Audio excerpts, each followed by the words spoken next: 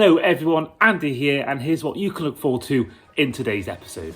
In today's episode, I was joined by Rory Jones as we go through our best 5 and worst 5 off-season moves so far. Rory discusses his Ravens pulling out of the Maxx Crosby deal. Come under so much scrutiny for this, and you've got all these allegations that there's some sort of skullduggery gone on the Ravens side. And I discuss which player move I hated as we give our top 5 and worst 5 lists. He had 3 teams last year alone. His performances have declined massively, injury problems, but also... Hope you all enjoy.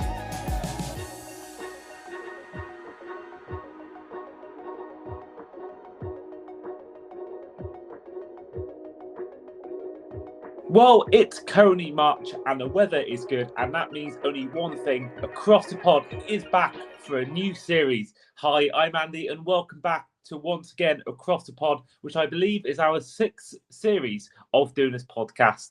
And for episode 1, we're going to run through the best off-season moves so far since the start of the off-season. And with me today, of course, for those of you who are watching on YouTube, you can see who is here with me here today is Rory Jones. Rory, good to have you on. How have you been? Thanks, I'm all good. Yeah, pleasure to be back on.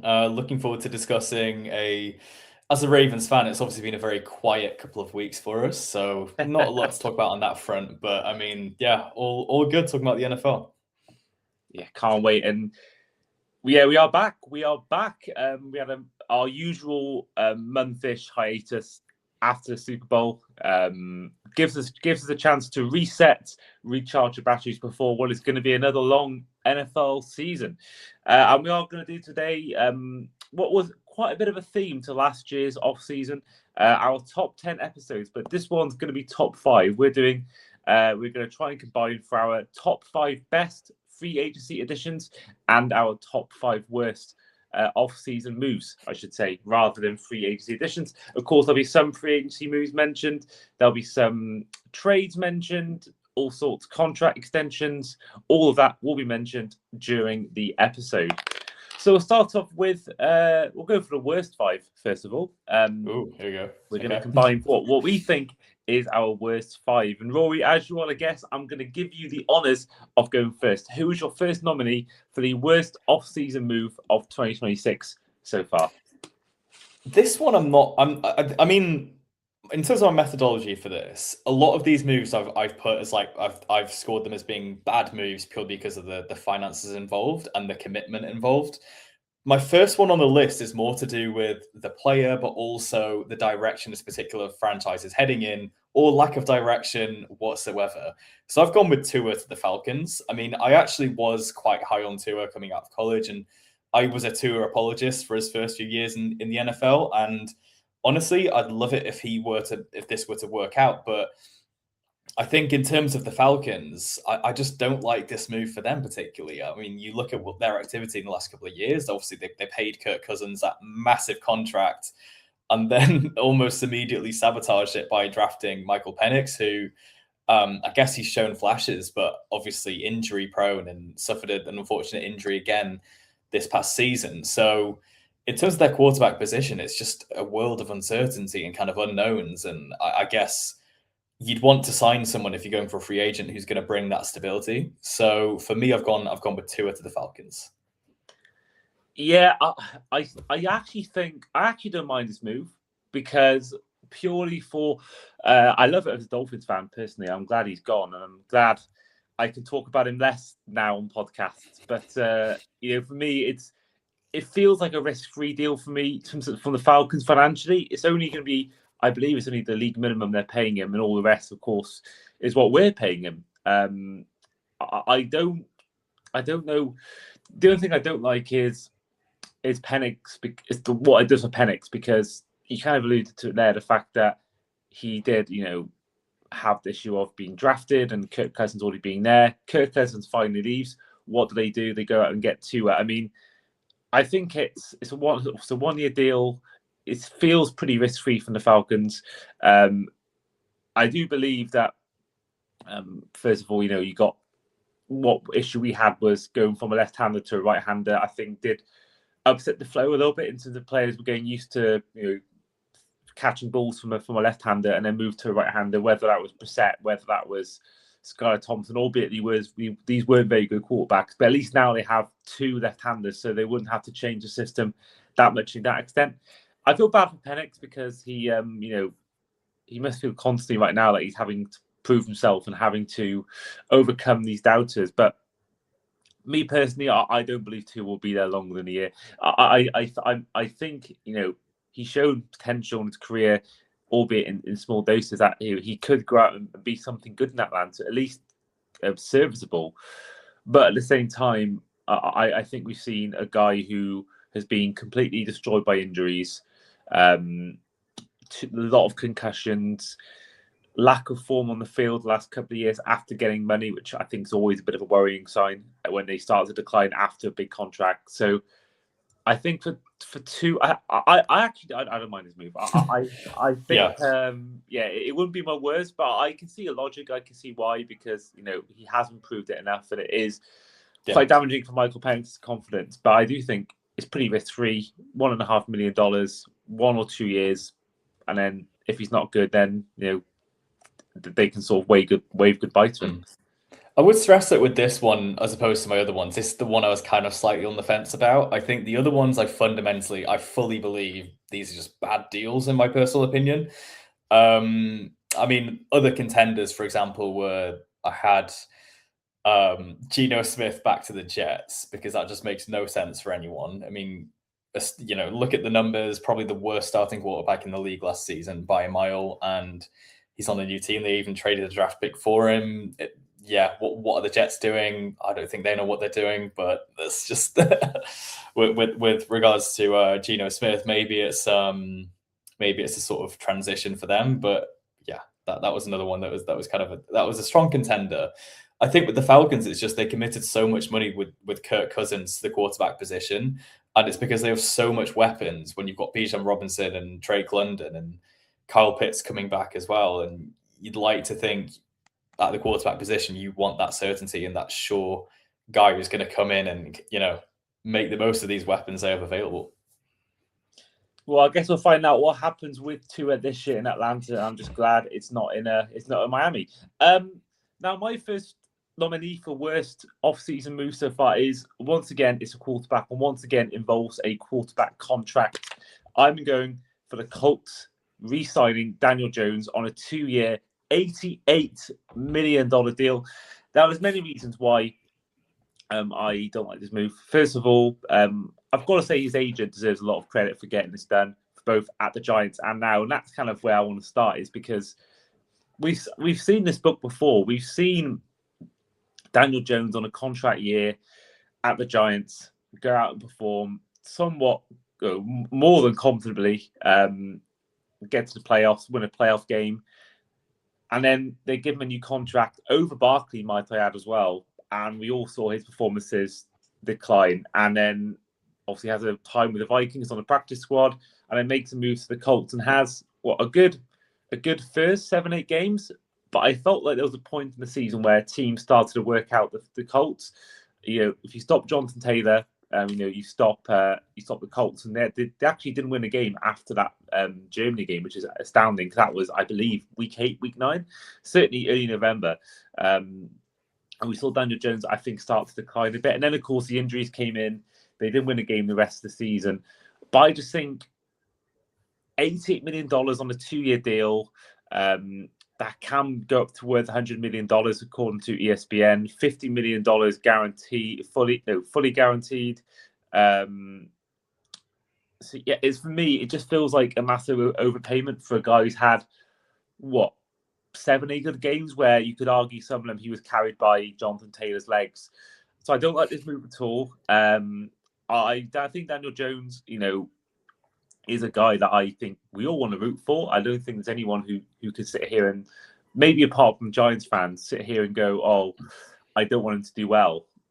But for that much money, I don't believe that personally he's done enough to warrant that much money. If he'd gone in and got a $40 million deal, 45, 60, maybe even $60 million deal, for over 2 years, I wouldn't be against it. But that seems to be the league minimum. But to pay him $88 million just for me feels a bit of an overpayment. I think Daniel Jones, I don't really mind that deal as much, but because from a footballing perspective, I think it makes sense. He was playing by far the best football of his career.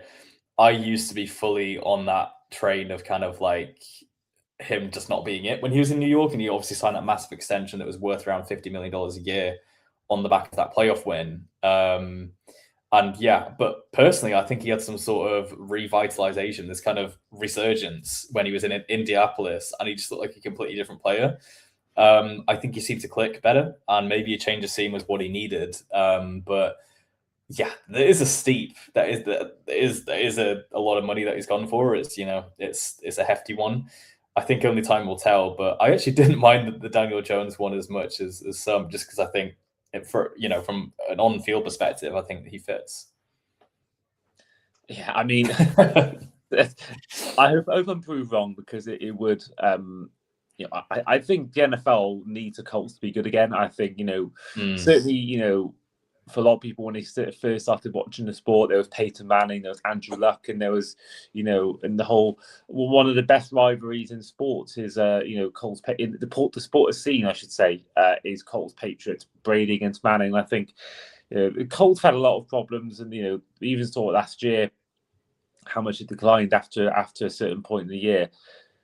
And I think they spent a lot of money. They went out and got Sauce Gardner. They gave away I believe 2 first-round picks. Then I think so, yeah. They paid someone else who I might mention later on in this video.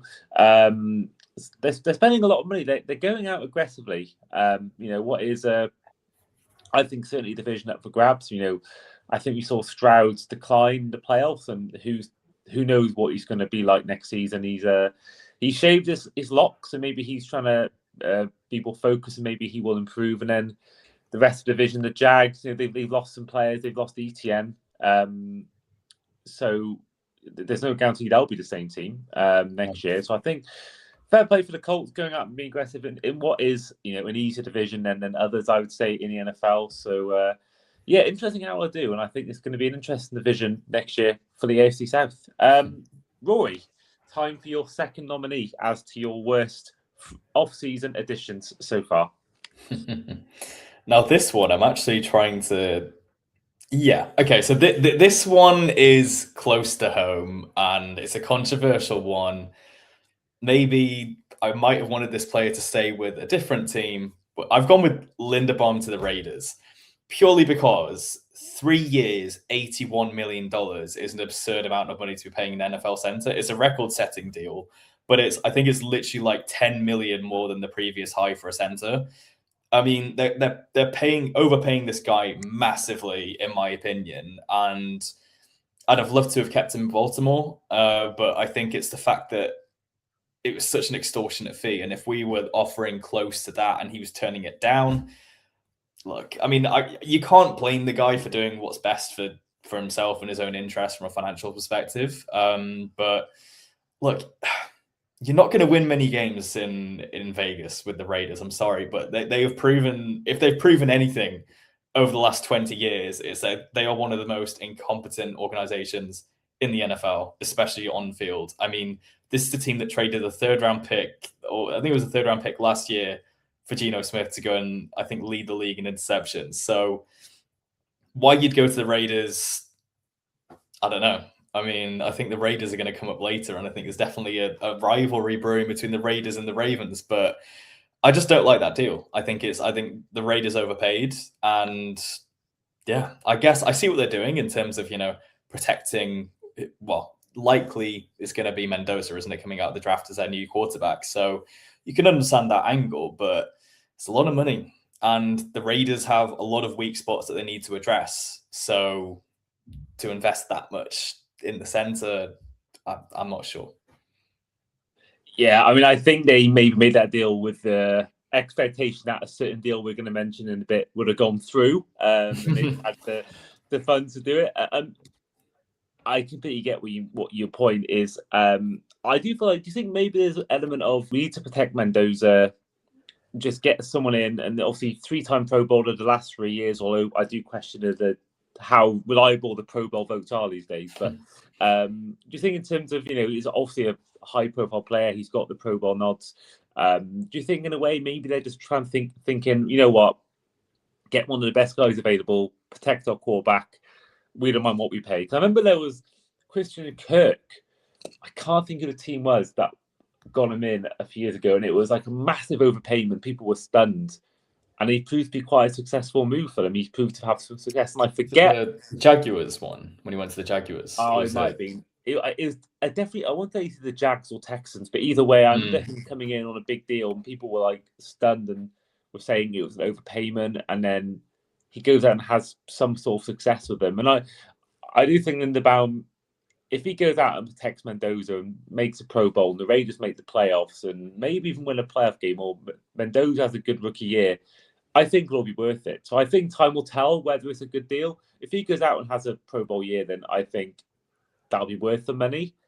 But I think, obviously, if they were to struggle, Mendoza was, I don't know, in the top 3 most sacked quarterbacks of 2026. Then you look at it, I think, in a lot more worse light. In fairness, I do believe that the Raiders last season had one of the worst offensive lines, so you can understand it from that standpoint. I remember, obviously, they drafted Ashton Genty, and as an Ashton Genty fantasy owner, I was infuriated watching that excuse of an offensive line every week, not being able to block for him at all. So you can understand the logic, but I mean, they have to address the entire offensive line.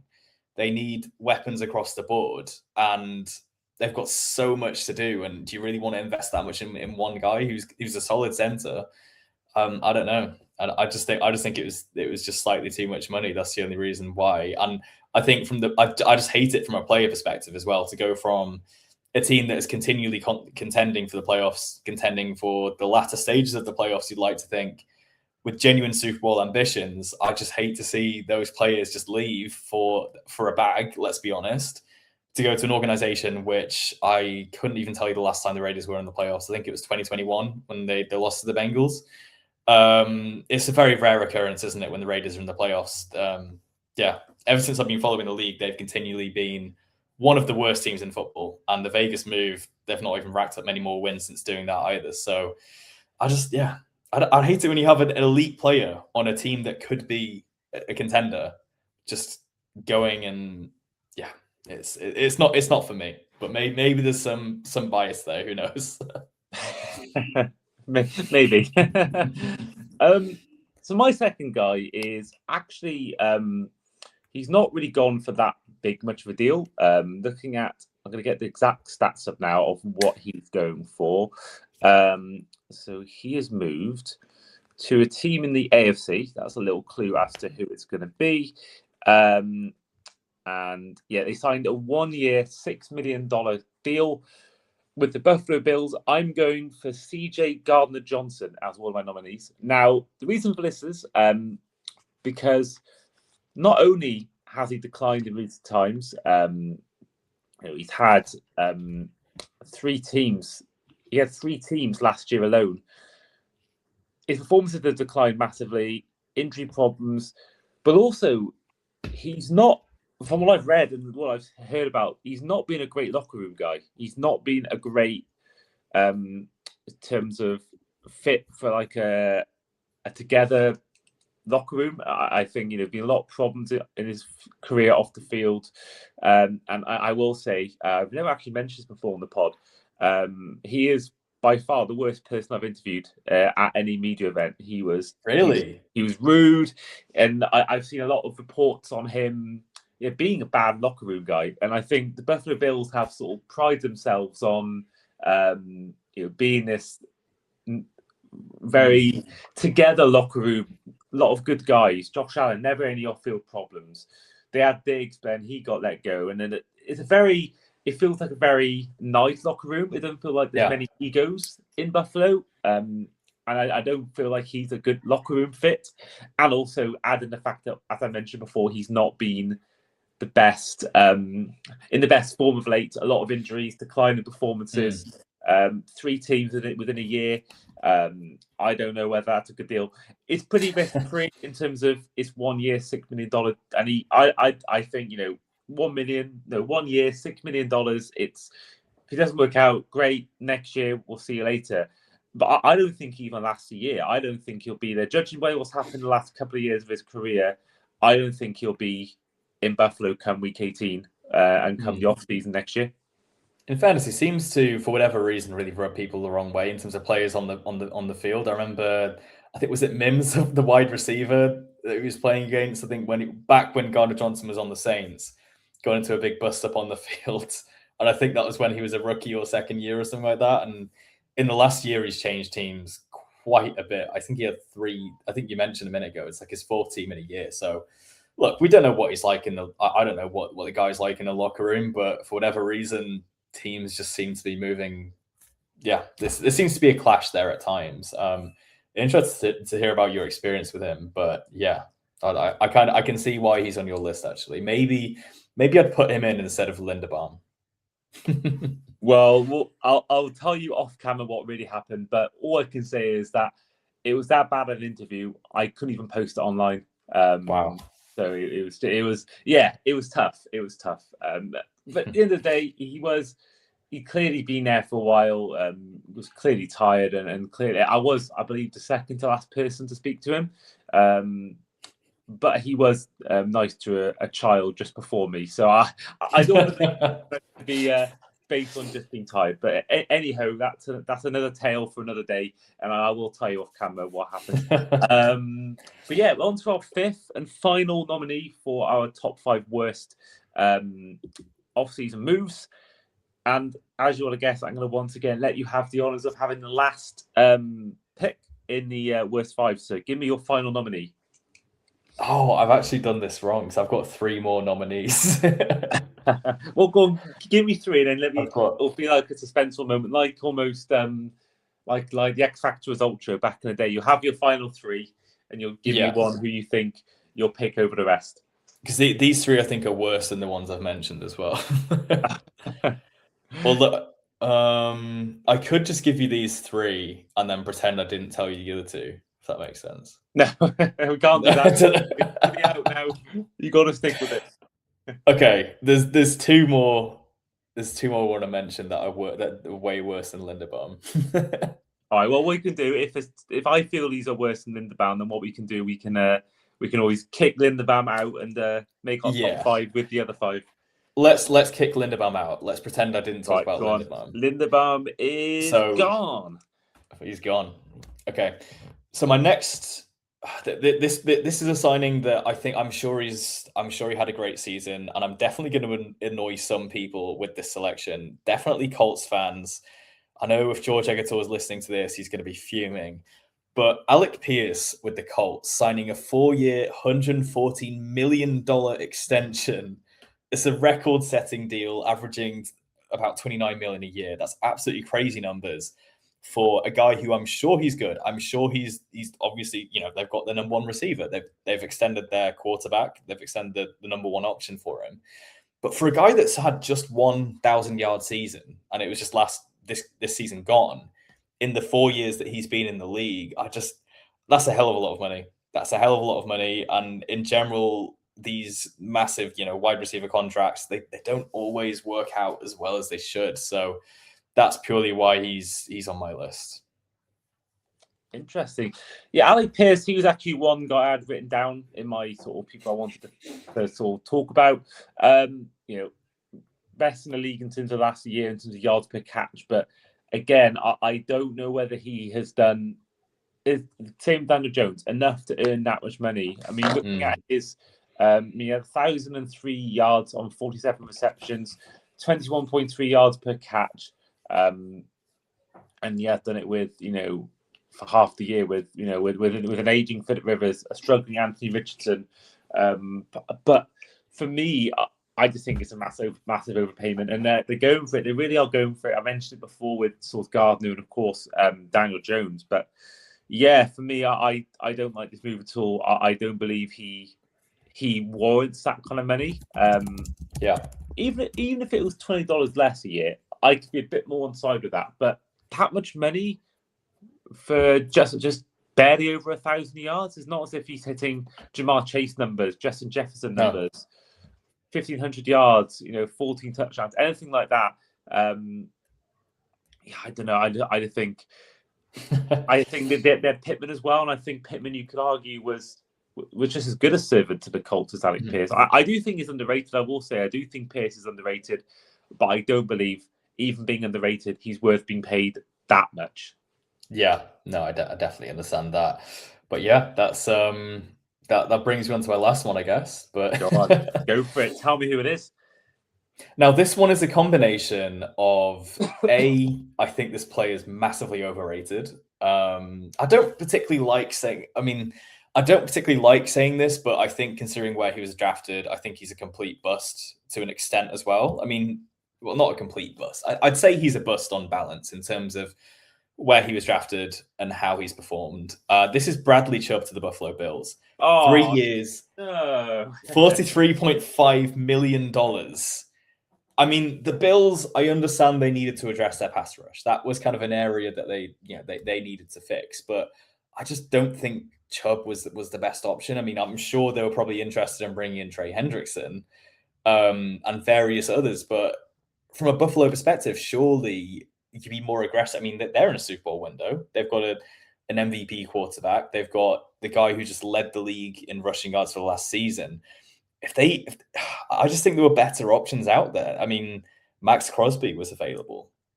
That's another one. Who knows? Maybe he still ends up in Buffalo. But I just think I like the idea of them bringing in a pass rusher, but and addressing that area. But I just don't think Bradley Chubb was the best option. And looking at his stats, 8.5 sacks last year. He did have a great year in 2023. Didn't play 2024 season.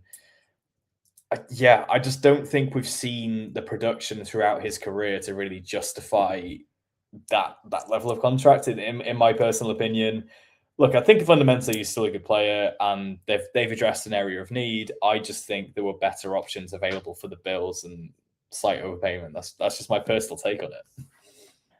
Yeah, I'm going to back with my guy. I loved Chubb at the Dolphins, and he was when I got a chance to meet him recently at the Man of the Year event in San Francisco. I told him I was a Dolphins fan, and I said to him, "Thank you for all you've done." Because I do feel like this is why I did like the move. I think the money is a lot of money. I will give you that. With the injury problems he's had, 8.5 sacks for me proves that he still has something about him. But I think for me, the reason why I think it could be a good deal, and it's kind of the antithesis to my Gardner Johnson point, was the fact that he's a Man of the Year nominee for a reason. He's a great locker room guy, and I think as a leader, I think he'll bring that to the locker room. A lot of young guys in Buffalo, he'll bring the experience there. I still think, again, 3 years. I don't know whether he'll still be as good in 3 years, but certainly in his first year with the team, I think he could still have some production, because I do believe that he still has the ability. He's come back from a big injury, which forced him out of the entire year and the final 2 or 3 games of that 2023 season. He's come back and had another good year. That's really in 2 seasons. That's 19.5 sacks. But I do also agree that it's a lot of money. It gives me Von Miller to the Bills vibes, if I'm honest, and they know firsthand, what happened there. But I do believe, as experience, bringing it to locker room, I think he's a great guy for that. But I'm aware that 3 years contract for a guy who is getting on in his career has had injury problems, maybe a slight overpayment. Yeah. I agree on that. I think fundamentally he's a good player, but he's turning 30 for the next season. He's had a lot of injuries, and it's I think just considering the options available at pass rush, which will probably come up later in this episode. That it will. I want to give a couple of honourable mentions before we do go for our try and dissect the 5 and go from 5 to 1. Dishonourable mentions. Emmanuel Wilson to the Seahawks, not to do with necessarily the player, but I think it's to go from Super Bowl MVP to Emmanuel Wilson. I'm not sure whether that's I think that's a bit of a downgrade from the Seahawks, but also Tariq Woolen to the Eagles.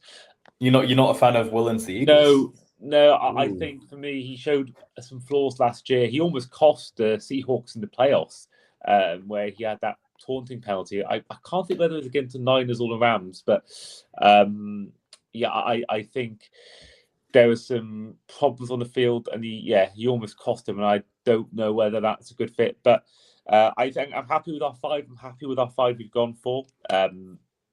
Daniel Jones, CJ Gardner-Johnson, Tua Tagovailoa, Alec Pierce, and Bradley Chubb. So we've now got to try and dissect this and try and go from 5 to 1. Where do we start? Is there any that we're going for a similar theme as last year? Is there any that you feel you wouldn't want outside the top 3, outside the worst 3? Or is there any that you'd be happy to sacrifice being in 5th place?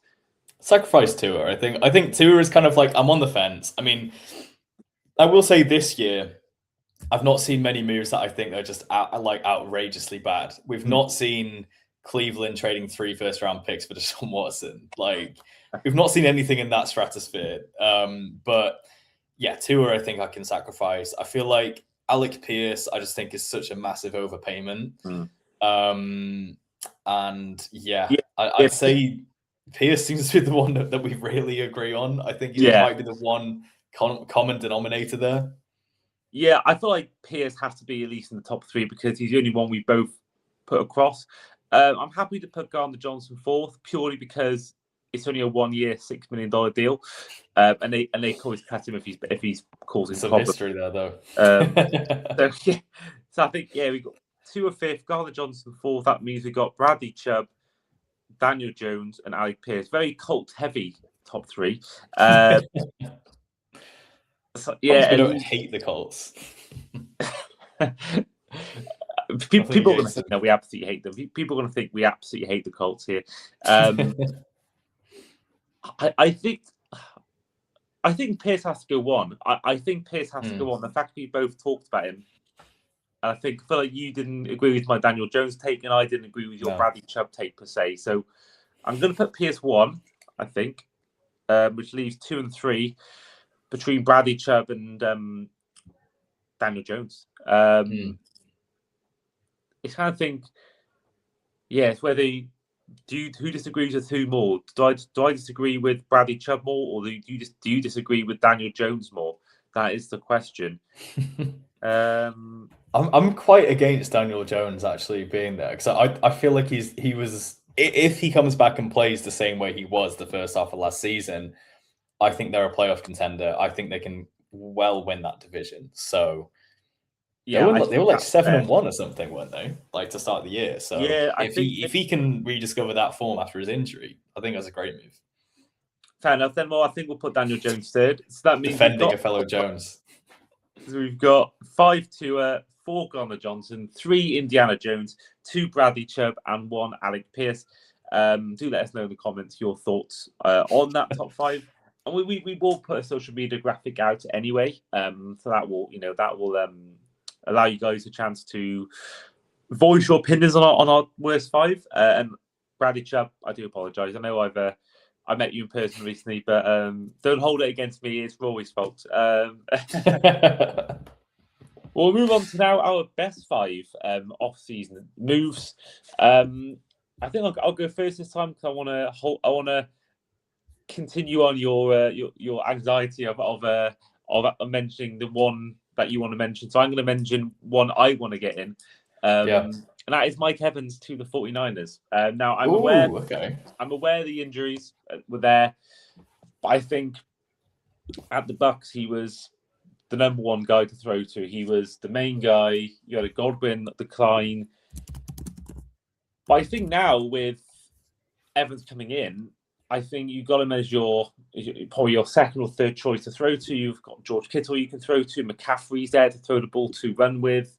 Jawan Jennings, Ricky Peele. So I feel like I'm aware that the age is there and I'm aware the injuries are a factor, but purely for the fact that he's not going to be the main guy, the main target every time in the 49ers, they can spread out the offense a lot more. It's going to preserve his snaps. He's not going to get 1,000 yards probably again for the Niners. But I think as a team who got the divisional round, when everyone's healthy, this team is dangerous. And I think you get Mike Evans in for short-term success. I think, if they're going to go far, it wouldn't shock me if they make the Super Bowl this season or they make the Conference Championship. I mean, no doubt that it's because of Mike Evans, because adding in that guy who's got the experience, he's won a ring, he still has something about him, and he doesn't need to be the main guy anymore. I think purely for a short-term success, whether that's 1 or 2 years, I think personally, I think this is a pretty good deal. I think for Evans, I'm kind of on the fence. I can see both sides to it. I think I considered putting him in the other list purely because he's going to be 33 this season. He's coming off an injury. Look, I mean, he's a future Hall of Fame receiver, and he's going to go in there and be the number one. And whatever's been going on with the Niners and Brandon Ayuk, I mean, it's extraordinary what kind of transpired there. Obviously, he's not going to be part of the team anymore, so they've addressed that absence. And look, if they're going to go on a roll, and obviously you're giving an elite receiver who's already won a ring, who tied Jerry Rice's record for number of successive 1,000-yard seasons, you're giving this guy to Kyle Shanahan, who's arguably the best offensive mind in the game. So yeah, I guess it makes sense. I mean, I think there's a slight downgrade from Mike Evans' perspective. I think I'd take Baker Mayfield over Brock Purdy. That's just me. But maybe he'd been in Tampa so long and he wanted to change the scene, and that Niners team is still pretty stacked overall. So why not? Maybe a change of scene was best for all parties. Yeah, I think, again, it's just a short-term fix. I don't think it's not a move that's going to transcend the franchise, but certainly just for the season alone, if he goes out and wins them the NFC Championship, then I think it's worth it completely. Rory, on to you for your first. And I don't think I'm going to be shocked as to what you pick first here. So this is the one that I'm keenest to put in. I mean, look, this one is okay. This one's a home run. I think this is a fantastic move by my beloved Baltimore Ravens to bring in Trey Hendrickson. They get extra points because they brought him in from a divisional rival as well. You just love to see it. 4 years, up to $120 million. Like, it's a lot of money, but you're also signing a guy who at one point had 35 sacks across 2 seasons. He's led the league in sacks before. He's been an absolute wrecking ball, and he's got the production. He's proved, I think his production, there was a stat as well to do with, like, in the fourth quarter with the game on the line, he's particularly effective. He's a closer, I think he's known as. I really like this move. For the Baltimore Ravens, pass rush or lack thereof has been our biggest weakness. It's been the real spanner in the works, to be quite honest, the last couple of seasons, especially when you're watching some of these playoff losses and you see the lack of pressure that we were able to get on opposing quarterbacks. Bring in Trey Hendrickson, put him in purple, and watch this guy dominate offensive lines and get to quarterbacks throughout the next season. Honestly, I love this move, and I think it changes the Ravens season. Yeah, everything you say is bang on. This is a guy who I think, not only are you're strengthening yourselves and weakening your division opponents, who, the Bengals weren't going to be, I don't think, a contender for winning that AFC North, but you make your opponent even weaker, more chance of winning division games. But also, you're getting a guy in who is going to completely, transcend this defense. And I think, you've already got a guy like Jesse Minter who, I think this could be one of the best head coaching hires of the offseason. Talk about offseason moves. Right. That might be the best one. I think, getting a defensive-minded coach for a team that has struggled since McDonald left the franchise. And I think to get then one of the best pass rushers that were available, I think personally you said it perfectly. It's a home run. It's a real home run for me. But there is an elephant in the room. There is an elephant in the room about this deal. So just a day or two before, we all thought the Ravens were going to go and get Maxx Crosby, and there was a lot of talk of Hendrickson going to the Cowboys.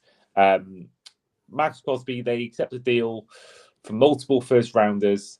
Then the Raiders go absolutely ham with off-season additions in free agency. And then, lo and behold, just 13 hours or less after Maxx Crosby posted an Instagram story of him in Baltimore by M&T Bank Stadium, the Ravens pulled the plug. And then a day after that, they go and get Trey Hendrickson. Now, there's a lot of media talk about this. Some saying Maxx Crosby got cold feet because he saw what they were doing in the offseason, and the thing that it was alleged that he was wanting to leave because of, they weren't addressing their issues. There's other talks. The main thing that people were saying was he failed a physical, but people saying that was made up so that he can they can go and get a guy without having to give up first-round picks and just get him in for the same salary in free agency.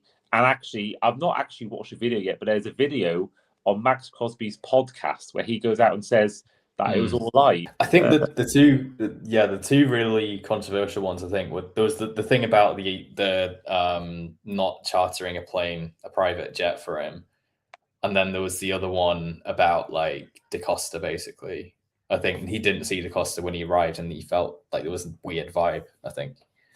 Right. Okay. I mean, if you can find it. Either way. I mean, the Raiders, to be fair, if they can pay all these guys, they've got a stacked defense out of it. So it might be a win-win situation for everyone. It might well be everyone out of it. Everyone talks about the Goff Stafford trade. I feel that's a win-win. Personally, I think everyone won in that trade, and I do feel like this one, it could be the case where everyone wins out of it, apart from the Bengals. I think, it's a tough one. I think it's been a highly controversial move and story. I mean, from my perspective, I am going to stand by the Ravens on this one in the sense that they've come under so much scrutiny for this, and you've got all these allegations that there's some sort of skullduggery gone on the Ravens side, alleging that we failed his physical so we could get out the trade because we got cold feet. And you've got people calling for us to forfeit draft picks and all sorts of things. And honestly, of all the moves that NFL teams have ever made, I don't think this is really that deep at all. I think we didn't break any rules. We didn't. Well, we left an agreement that was not binding because it was before it was ever made official.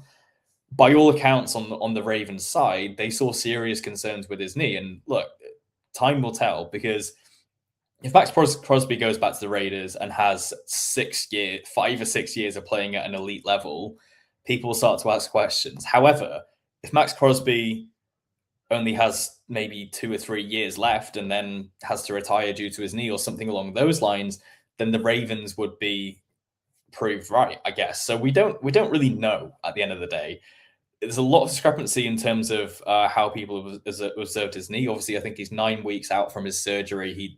To repair a torn meniscus, and there's various narratives and perspectives as to where he is in his recovery. The bottom line is the Ravens had concerns and they decided to move in a different direction. And by all accounts, I mean, what no one else is. Well, I've not heard this mentioned too much. I think the Ravens did the league a favor to an extent, because can you imagine?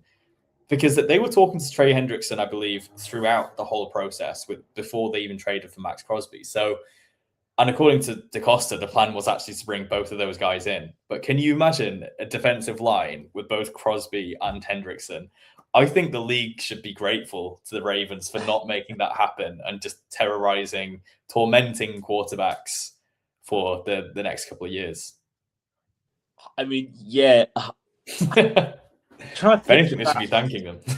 Trying to picture Joe Burrow's reaction if he found out that the Ravens had both Maxx Crosby and Hendrickson. That would be insane, especially with Jesse Minter there. My goodness, that would have been something. I think that would be like, there's all the memes always come out of the like the Shaq and Kobe era at the Lakers, where they're like tormenting teams and doing oh my God, I forget what the kind of play is now. That would be an insane duo. But I think AFC point of view, I think certainly the teams who are going to be contending for the playoffs and the AFC will be very thankful that they haven't got both Crosby and Hendrickson. Now we'll go to my second nominee. as to who I think is the best off-season addition. And I'm going for the Los Angeles Rams trading for Trent McDuffie. That's a great move. They gave him a first round, fifth round, and sixth round pick for this year's draft, and a third round pick in next year's draft. And he did actually sign a $124 million contract, making him the highest paid defensive back in the history of the NFL. And why I like this is secondary was a clear issue last year. It's what cost them in the playoffs. And McVay's gone out and not only got McDuffie, but also got Jalen Watson through the door. And it's just, I think it's what the good teams do. They go out and address their issues of need. And I think the Rams, they were aggressive 5-6 years ago to get to get Matthew Stafford. And it clearly worked. They went out and, got all these other weapons for their team, and it worked. And I think they're doing the same thing here. I think McVay, with a lot of players on rookie deals as well, likes of, Jared Verse, Braden Fisk, Kobe Turner, Byron Young. These players are going to want to get paid in the next couple of years. And I think McVay, personally, the Rams, and Les Snead, general manager, have gone out and gone, right, how can we make this team win a Super Bowl next year? Well, let's go out and address the biggest area of need, which was secondary. So I think this one for me is a perfect deal. Now, I do believe, the nestling changes in the offseason, in the draft. The Rams are my pick to win the NFC. And I almost went for them last year, but I went against it because of the Stafford injury. Now, of course, the Stafford injury will be the one thing, Stafford's age, I should say, will be the one thing that will be a question mark going into the year. But they've gone out and addressed their biggest area of need with one of the best players in his position that would have been available. For me personally, this is another home run pick. I think it is. I think that was one I was going to mention as well. I'm a huge fan of that. I found it a bit surprising that the Chiefs would let a player of his caliber go, especially he's pretty much their best defensive player, really. And to let him walk out of the door, it's quite surprising to see the Chiefs do that. But for the Rams, it's their gain at the end of the day. I think it's a great move. Absolutely. I think, I just think that the Rams, it's worked. Their methods worked before, so why not try it again? And I think the team that was so close to making the Super Bowl last year had the MVP, of course, in Matthew Stafford. Puka Nacua is there, Kieran Williams, Devontae Adams. It's a good team, and I think now they've gone out and got McDuffie and Watson. And yeah, for me, this is going to be, I think, could be the difference between them making the Super Bowl and not making the Super Bowl, unless injuries become a factor for the team. Rory, time for your second and last nominee for the best off-season additions. It's a team that we've just mentioned, the Kansas City Chiefs signing Kenneth Walker, the Super Bowl MVP, to a 3-year deal worth $43 million. It's very, very rare for a Super Bowl MVP to be immediately available as a free agent. And I personally cannot understand why or how the Seahawks let this man walk out the door. We saw how pivotal this guy was in their Super Bowl run, both in the NFC Championship game and in the Super Bowl itself. I don't understand why they would let this happen, but here we are. I think for the Kansas City Chiefs, I think it's a great move as well. You've got this guy coming in who is going to be the bell cow in terms of their running game, as far as that's concerned. I believe Pacheco's left. He's gone to the Lions. And I do actually think Pacheco is a very underrated back. I think he was underused in a lot of ways. But last season, you kind of had a backfield comprising Kareem Hunt and Isaiah Pacheco. I think you're taking that to a different level when you add in a Kenneth Walker. I think it would be fantastic to see what he can do in the offense. And I'd say it's another home run for the Chiefs, I'd say, with this one. Yeah, Kenneth Walker had his faults. He feels like he's very one-dimensional.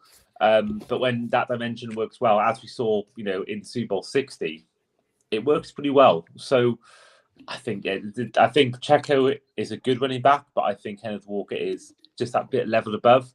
I think again the Chiefs they got now 2 first-round picks. They've got now Kenneth Walker through the door. Kelce's returning for one final year. You'd imagine this is the final year for him.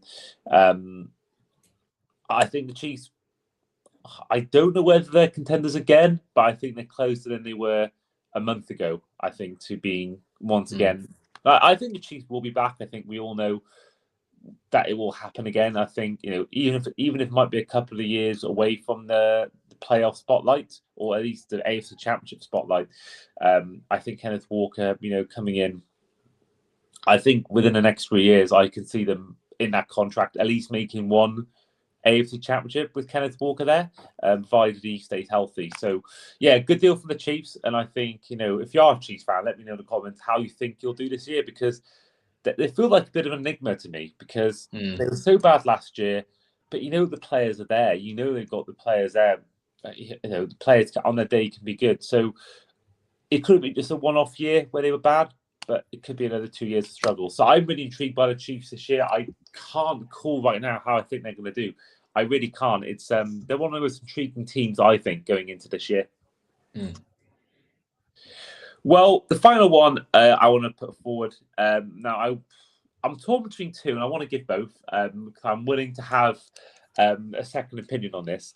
The two I've got is Denver Broncos trading for Jalen Waddle, and the Minnesota Vikings signing Kyler Murray. Now, the Vikings' point of view, it's a rate, again, it goes down to risk-free deals. $1.5 million, I think it is. It's a 1 year deal for Kyler Murray. $1.3 million for 1 year. Sorry, for the 4.3, did you say? What, 1.3?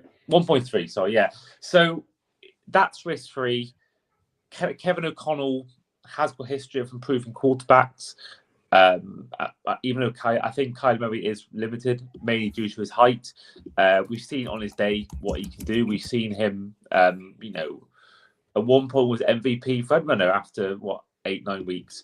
And you've seen Hail Murray. We've seen him have his moments, and he's going to a team with a better head coach, a better defense supporting him, better weapons.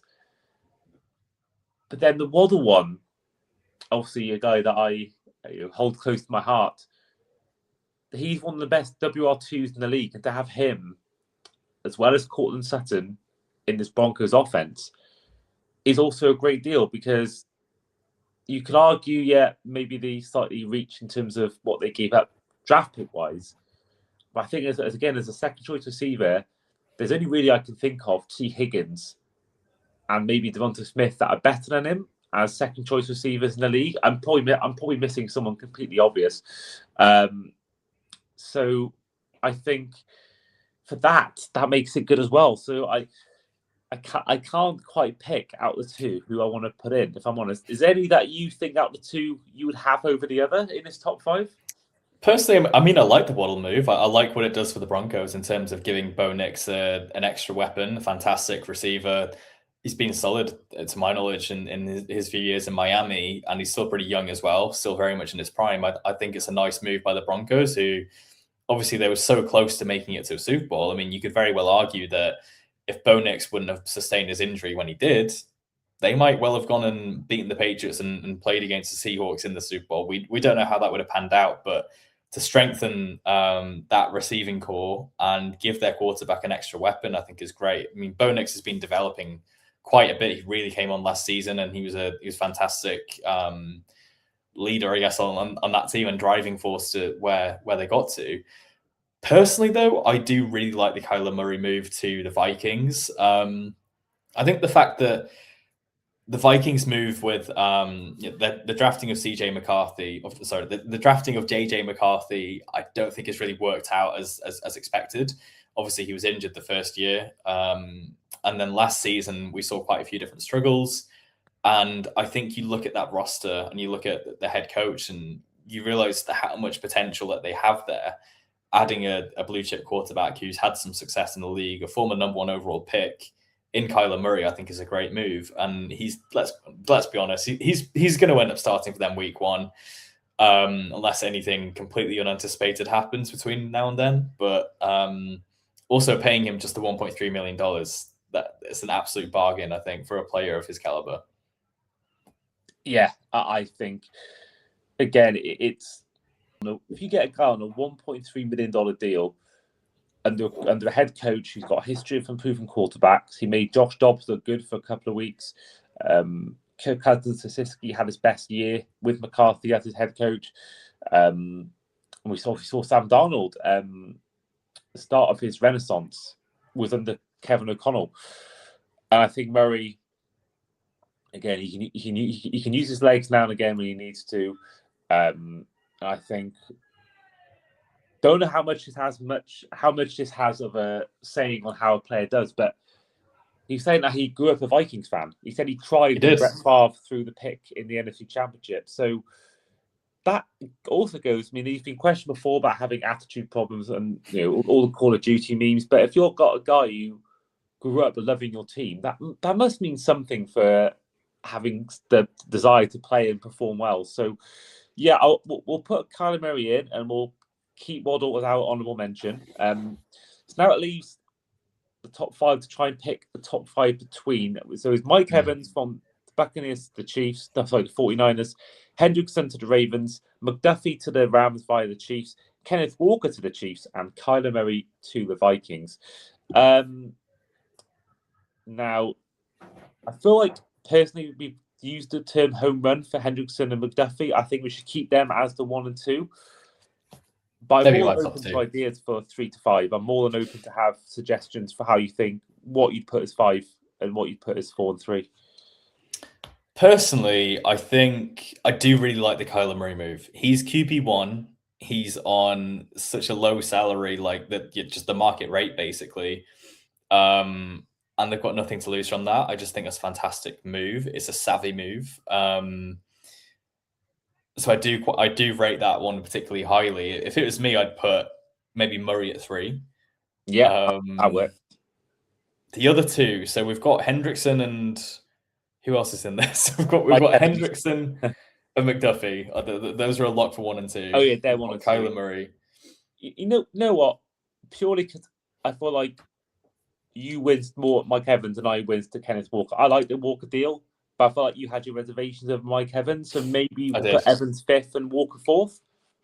I'm happy with that. Yeah. I think they're all good deals at the end of the day. I think there's a huge upside to all of them. They made a list for a reason.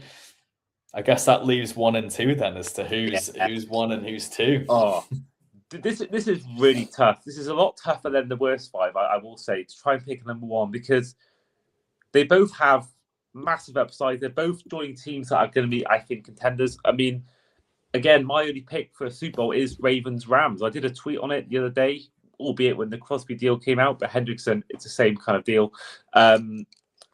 I think these 2 teams will be playing in the Super Bowl. I personally believe this will be. I hope so. Yeah, I bet you do. Because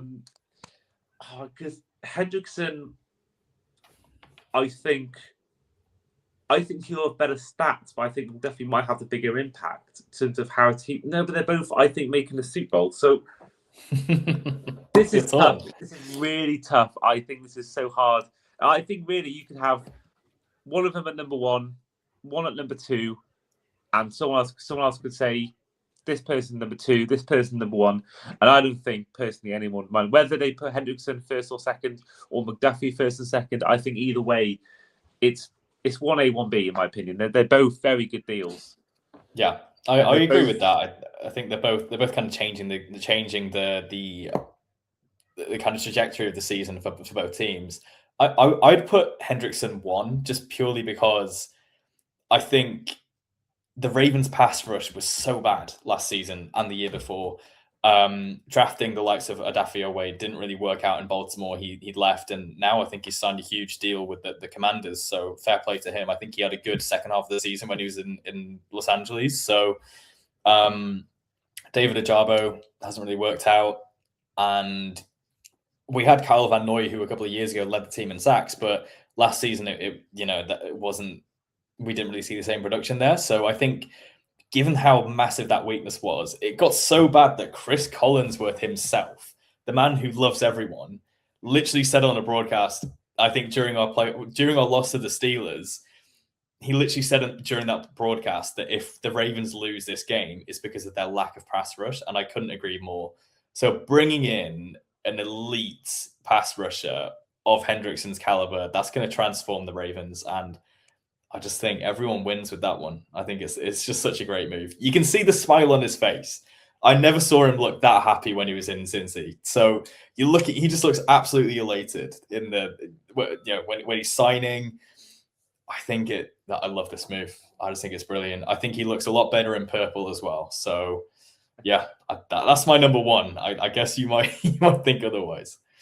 No, I mean, I think we'll go with that number one. I think for another reason I've thought of is because we mentioned it earlier on. It's weakening a division opponent. I don't think obviously McDuffie going from AFC to NFC doesn't really affect things until you get to the Super Bowl. But I think with this one, this could be a difference between being first and second in the division. This kind of move, if the Bengals' offense stays healthy, they can win games with their offense. And I think the Bengals, as long as you have Jamar Chase, as long as you have T. Higgins, as long as you have Joe Burrow, all healthy at the same time, they're gonna be up there with at least 8 wins. And but the defense will be a problem. I think when you get to a point in the year where I don't know when they'll be playing this year, they haven't announced the schedule yet, but it could be a case where you get to week 16, week 17, they're on similar kind of wins. Hendrickson sacks Burrow, wins the game. That's the difference. Where Chiefs Rams are not going to meet until the Super Bowl, and they may not even meet. So I think the fact that it affects the division, it strengthens the Ravens. I think I'm perfectly happy with having Hendrickson at number one. I am as well. I mean, I think he's a brilliant addition for us, and yeah, let's see how that one pans out. But I've got every confidence that he's gonna have a huge impact in Baltimore. Yeah, I totally agree, and I think with Minter there as well, I think it's a match made in heaven. But that is our top 5 sorted for both. So reminding everyone of the worst 5, we had Tua Tagovailoa to the Falcons in 5th, CJ Gardner-Johnson to the Bills in 4th, Daniel Jones to the Colts, re-signing with the Colts in 3, Bradley Chubb going to the Bills, number 2, and Alec Pierce re-signing with the Colts at number 1 for our worst off-season move so far in 2026. And then our top 5 is Mike Evans going to the 49ers in free agency in number 5th. 4th, we have the addition of Kenneth Walker via the Seahawks to the Chiefs in free agency. Number 3 is Kyler Murray going to the Vikings. 2 is Trent McDuffie being traded by the Chiefs to the Rams. And number 1 is Trey Hendrickson going to the Ravens instead of Maxx Crosby. But there we are. That is the end of the episode and the end of our top 5 and worst 5. So Rory, first of all, thank you for coming on for episode 1 of Series 6. Thanks for having me. I'm honoured to be the first guest as well. It's great. Well, good to have you on, and we'll be getting a lot more of you, I'm sure, throughout the season. And don't forget those who are, for the first time, hearing Rory's voice, we will put his link to his socials in the description of the episode. So do check out and give him a follow if you haven't already. But in the meantime, this has been the Across the Pod NFL podcast, our top 5 and worst 5 off-season moves so far in 2026. I have been, as ever, your host today, Andy Davis, with our guest today in Rory Jones. And we'll see you guys next time.